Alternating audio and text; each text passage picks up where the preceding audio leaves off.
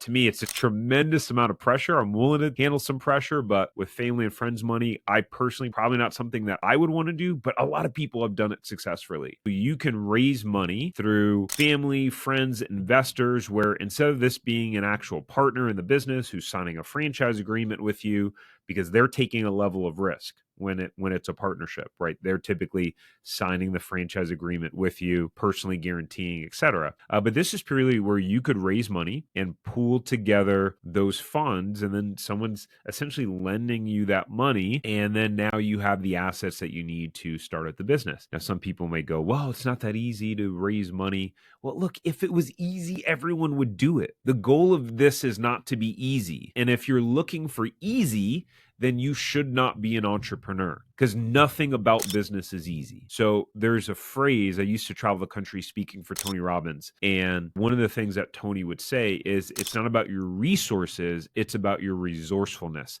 And quite frankly, if you look back to a lot of stories of big businesses these days, they were started by individuals that got money from friends and family. And for me, quite honestly, it's really not something that I probably would have felt that comfortable with, or even now feel that comfortable with, because I just know the level of risk. It takes a tremendous amount of confidence and some cojones, right, to take money from family and friends to go out and start a business. You got to be incredibly confident that you're going to be able to be successful. And to me, it's a tremendous amount of pressure. I'm willing to handle some pressure, but with family and friends money, I personally, probably not something that I would want to do, but a lot of people have done it successfully. And so this shifts to number 3, which is a way that you can get money from family, friends, investors, et cetera, which is through what's called a self-directed IRA. So this is not your traditional kind of IRA we're talking about here, right?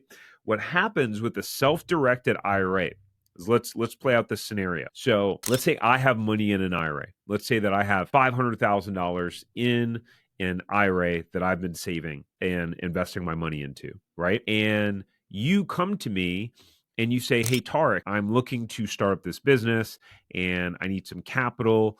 Are you interested in partnering or investing, where either I can give you some equity in the business, or you just lend me the money and I'll pay you an interest rate, like you being the bank? And let's say we know each other and I think that you've got the credibility, and I say, okay, I feel comfortable providing you the capital for you to start this business. Well, I can put my money in what's called a self-directed IRA that then allows like check writing capabilities in that self-directed IRA, where then I can literally write you a check out of my IRA for the money you need. And technically, the money has not left my IRA. The money is still within the tax protections of the IRA. And so there's a couple of ways to structure this, is that it can be an equity deal, right? Where you're giving me equity in your business and saying, okay, you own 20%, 30% of the business, and I'm going to pay you X distribution. So 20, 30% of the profits each year. A lot of different ways that you can structure it. So one's the equity side of it. The second way is that you can structure it as a promissory note, which is just a fancy word for a loan,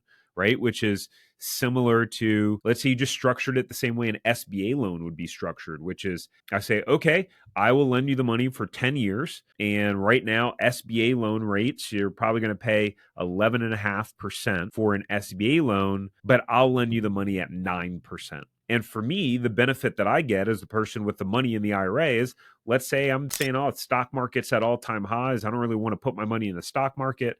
If I just put it in like a cash equivalent in my IRA, then I'm only going to get about 5% on that money. And so because I believe in you, and I think you're going to be successful in this business, it's a win-win. You're not having to pay 11.5% and go through the rigmarole of an SBA loan and all the red tape, and you get the loan at 9%. So you're paying less interest rate, and I'm getting 9% by believing in you and investing in your business, and it's a win-win.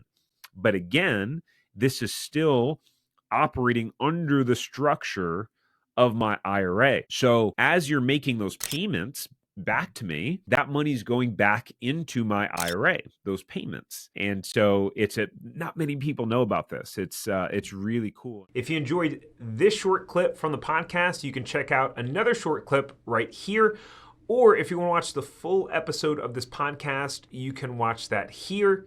And remember, knowledge is not power. It's applied knowledge that's power.